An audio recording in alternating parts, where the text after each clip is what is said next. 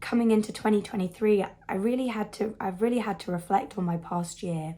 And at the beginning of 2022, I wasn't where I wanted to be. I was living at home and I was deeply upset, and I didn't have a job. I just finished my master's and I was really struggling.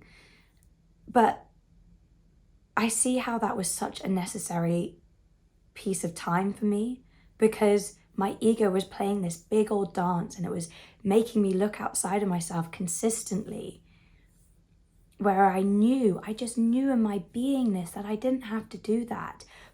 But the pool and the draw of experience in society was so big. And, bless me, I've had 24 years of conditioning to think that this society is what's real and that I have to put certain efforts and activities into it.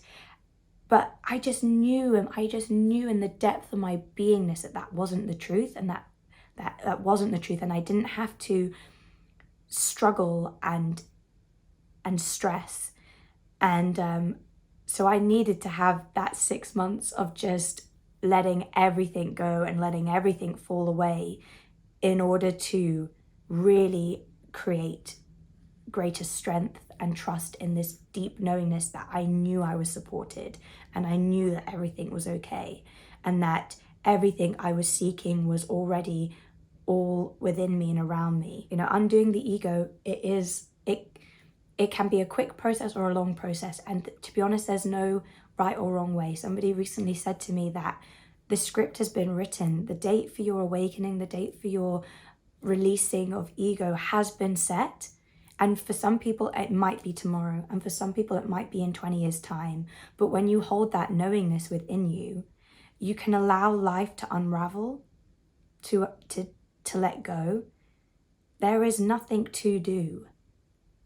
It's about undoing. It's about releasing and letting go and knowing that it's all worked out.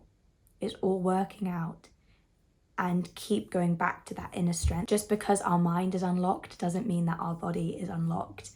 And whilst we're still wandering around in a 3D bodysuit, we're still going to have emotions and thoughts and feelings crop up, but you will be the candle in that. And you've got to just embrace every moment that you've got right now. You've got to embrace this tricky, difficult position and just know that it is perfect. And I know I must sound like a broken record, like I completely understand that. And I recently had someone reach out and say that they just don't understand. And I can see why teachers like Rupert and like Matt Garrett and things like that, we look to them for an answer. We look to them for a knowingness to tell us the formula, to tell us the ABC of how to get to where they are.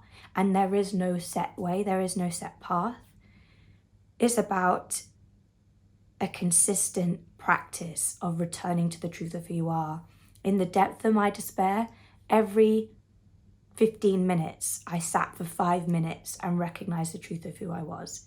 And I had nothing. I had nothing. I had nothing but myself and a roof over my head. That was all I had.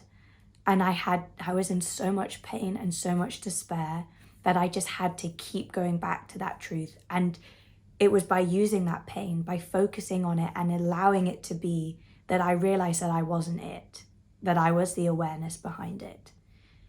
There is no formula. It's a retraining, it's a relearning, it's a sinking back, and it's a witnessing. And anything that comes up for you is a blessing in disguise, because it is pushing you to heal, because you asked to awaken. We asked to awaken, and how wonderful is it that we are on this platform talking about this, that there are so many others like us. The universe has your back, and I would really recommend repeating that affirmation, getting into a solid spiritual routine, returning back to your true nature all the time, and then it will become like your everyday event. You've got this.